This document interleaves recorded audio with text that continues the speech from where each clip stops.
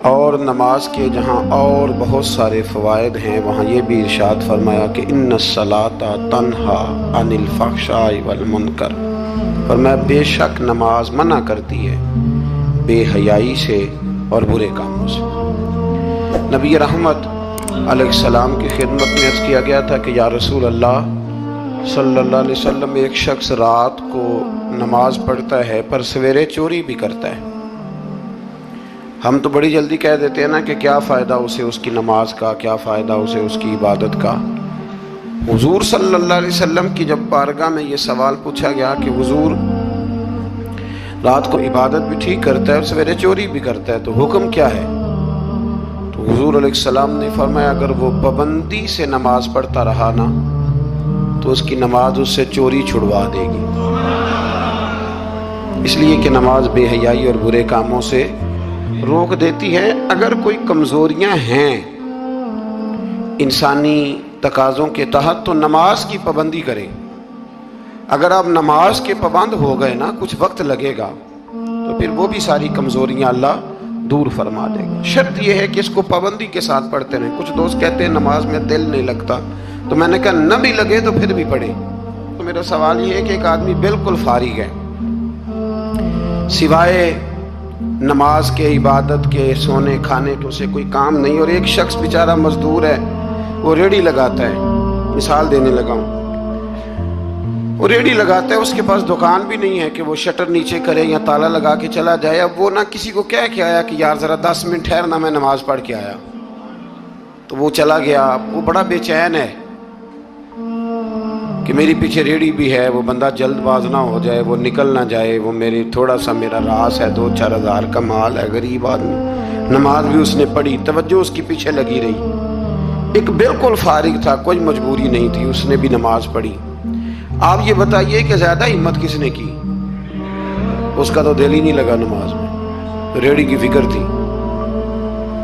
لیکن ہمت زیادہ اس نے کی، اس لیے کہ اس کی مجبوری ہے، اس کے لیے آزمائش پیچھے کھڑی ہے، تیار ہے۔ دوائی کھانے میں دل لگتا ہے؟ کیوں کہتے ہو دل ہی نہیں لگ رہا آپ کا؟ خدا نہ خواستہ خاکم بدن، اللہ ہم سب کو معاف فرمائے، اگر بچے کو آپریشن کرانا پڑ جائے تو دل کرتا ہے؟ کیوں کراتے ہو؟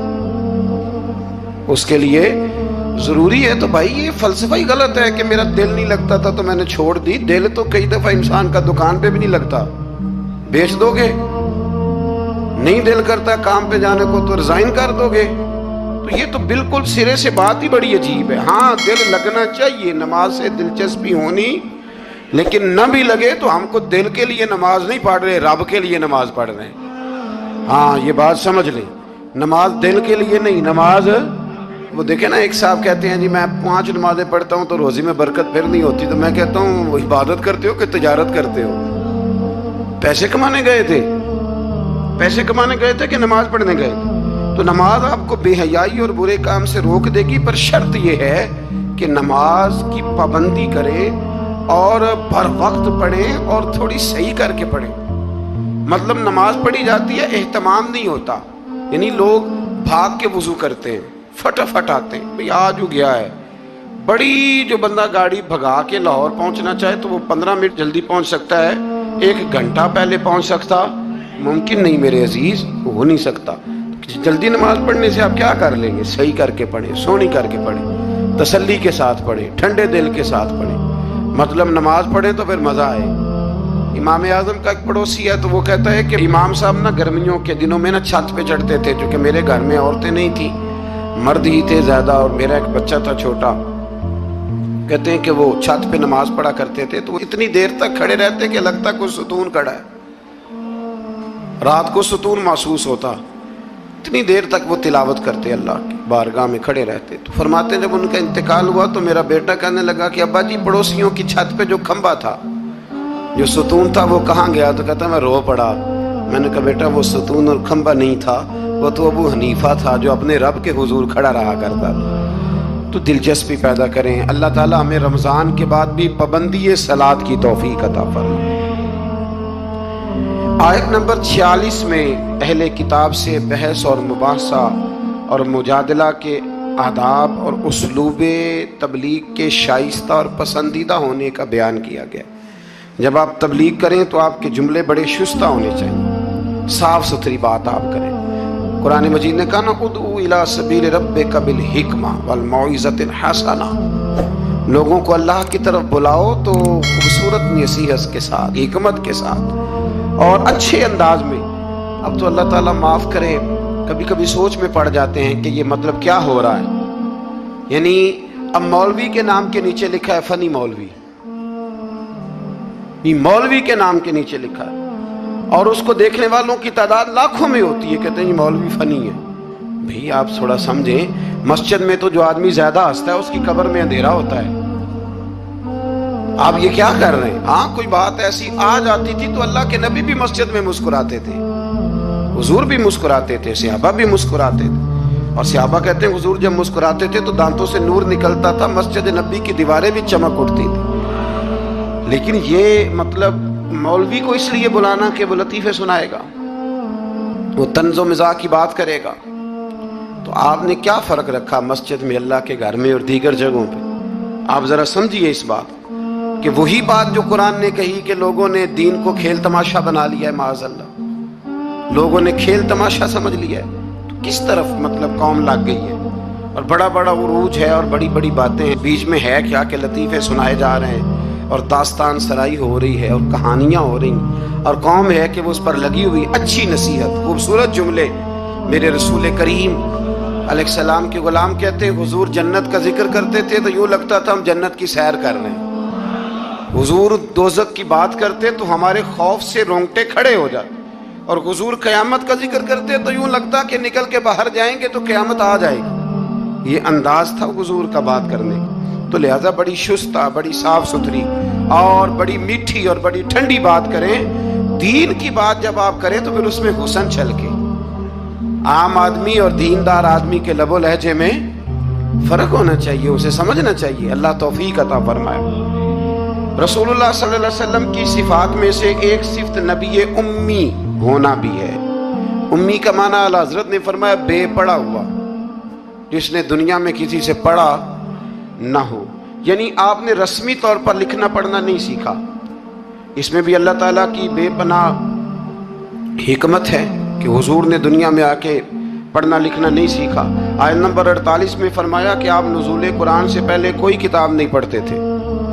ये बड़ी अनोखी बात का ज़रा समझिए, ये भी मेरे नबी की शान है। हुजूर ने कुरान के नाजिल होने से पहले रब फरमाता है कोई किताब पढ़ी ही नहीं, कोई किताब हुजूर ने पढ़ी नहीं। लेकिन हुजूर तौरात की बातें भी बताते थे, इंजील और ज़बूर की बातें भी बताते थे, वो नहीं पढ़ा हुजूर ने। और ना ही नबी पाक अलैहिस्सलाम दाएं हाथ से लिखते थे, लेकिन हुजूर का लिखना बहरहाल साबित है।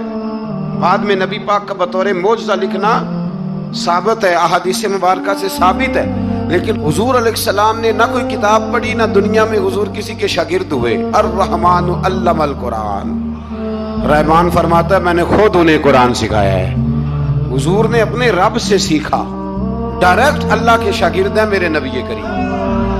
और या अल्लाह क्या सिखाया और क्या सीखा? तो फरमाया वअल्लमका मा लम तकुन तअलम, महबूब जो नहीं जानते थे रब ने सारा ही सिखा दिया है।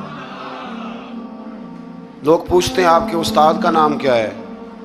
लेकिन जितना बड़ा उस्ताद हो शागिर्द का इल्म भी उतना बड़ा होता है। तो नबी पाक ने अल्लाह से सीखा है। अब आप अंदाजा कर लें कि अल्लाह ने क्या क्या इल्म मेरे रसूल को सिखाया है।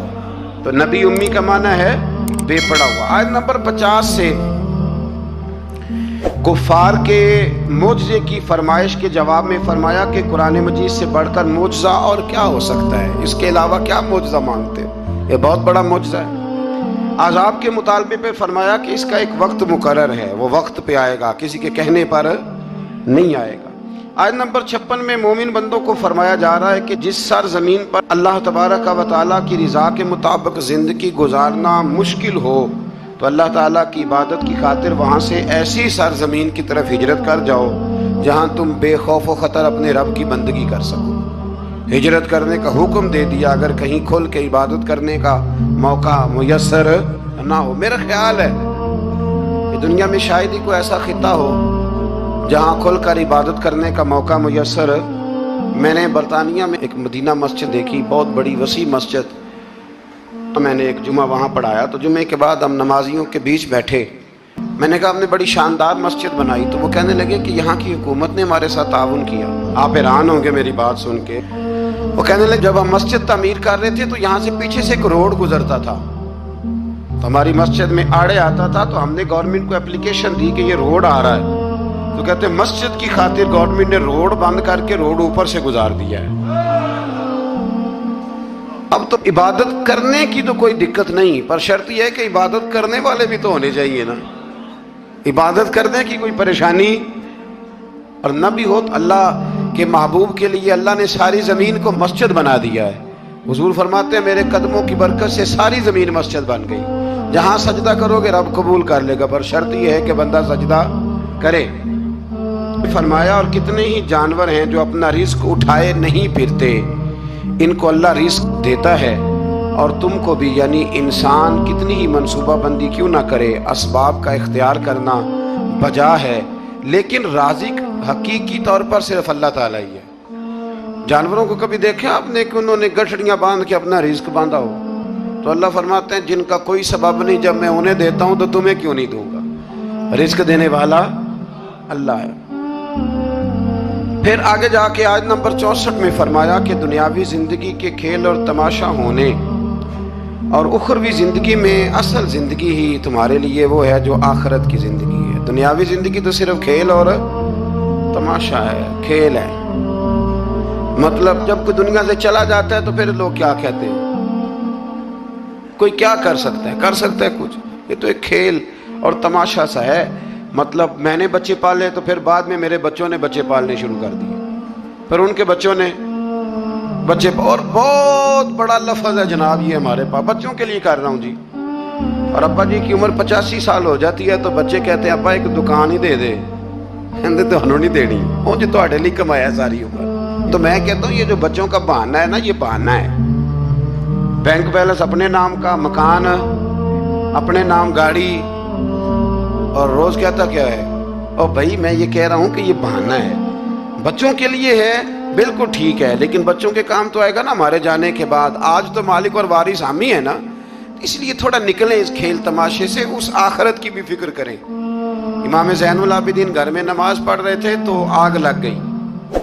لوگ بجھاتے رہے, امام صاحب نماز پڑھتے رہے. نماز کے بعد لوگوں نے کہا حضور ہم آگ بجھا رہے تھے, آپ نے توجہ ہی نہیں کی. فرمایا تم دنیا کی بجھا رہے تھے, میں قیامت کی بجھا رہا تھا, میں دوزخ کی آگ بجھا رہا تھا. ادھر بھی تھوڑی توجہ کریں. اللہ توفیق. صدقہ جاریہ حاصل کرنے کے لیے اس ویڈیو کو لائک, کمنٹ اور شیئر کرنا مت بھولیں.